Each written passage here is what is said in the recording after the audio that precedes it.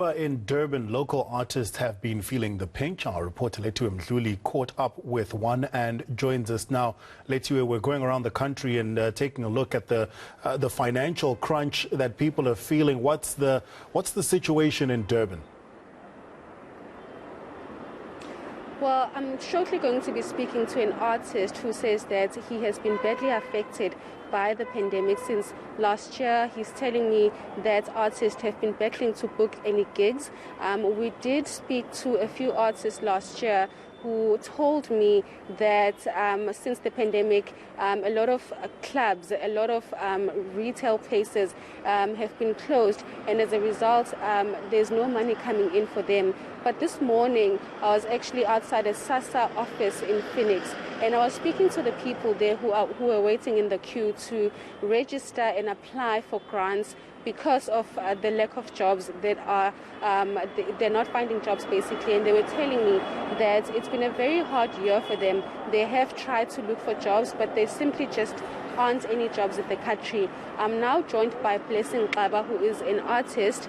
Blessing, good afternoon, or should I say good morning, sorry. Firstly, I know that you're an artist. Artists have been badly affected by the pandemic. At the moment, how is everything? The situation is quite dire, right? Employment is really hard to come by. And that's just sort of a trickle-down effect of all the uncertainty. With each new level comes new restrictions on gatherings. And it's not just our jobs that are at risk here, it's that the entire sector fails to stand up. The venue managers are all unable to operate. So even if we get 1 month where it would be good to do a show, by that time getting together theatre management is just impossible. Yeah. And since the pandemic, I know that you've just said you've just battled to find jobs. Are you currently employed doing something else outside of being an artist? I'm currently unemployed, and I've gone in and out of employment at least twice since the pandemic started. It would be a moment where things open up and we think we have the projection of being able to do a show, and then a month or a week before we open, the restrictions change, because obviously it is important to restrict things to save lives. But in that moment, it throws the entire whirlpool into spin and throws everybody out of work. So at least twice already since the pandemic, I've been sort of employed, and then it's fallen through because of restrictions. So how are you able to live and, just push life? It's put artists in a very precarious position. It's put us all out of financial flow. Our car payments, house payments are all behind. I personally am not a parent, but a lot of my colleagues are, and I can't even begin to imagine the kinds of debts they're going to just to stay afloat. There's been absolutely no provision made for us during this time. Relief funds are all handled very willy-nilly. But I think what this has really unveiled is a lot of us have done work before that should be able to still pay us. If the government had engaged something like the Performance Protection Amendment Bill, then all of the work we've done on screen could still be paying us out. We could earn royalties on the work that we've already created, but we haven't been able even to earn that.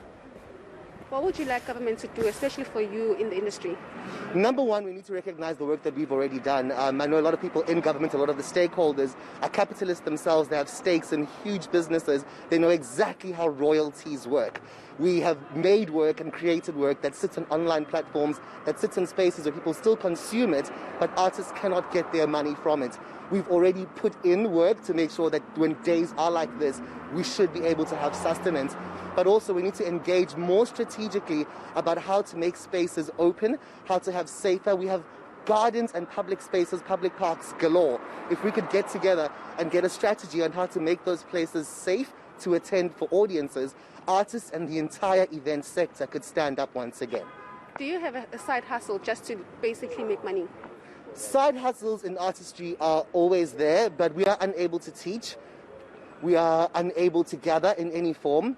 But the strain it puts on us as creative people who work with spaces that are about emotions and feelings and the well-being of souls is already in such a place that most of us have stooped into depression, are stooped into absolute anxiety.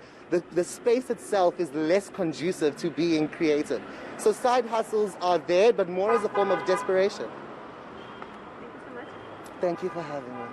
So that is Blessing Xaba. He's one of the artists. I'm actually standing outside Playhouse where he's about to go inside a play. He's basically saying that as artists they've been struggling, especially during the pandemic because everything is closed.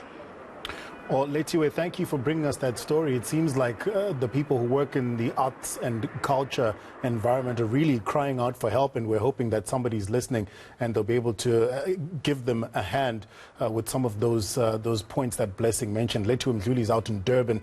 She's speaking to an artist about the financial crunch that they're under right now.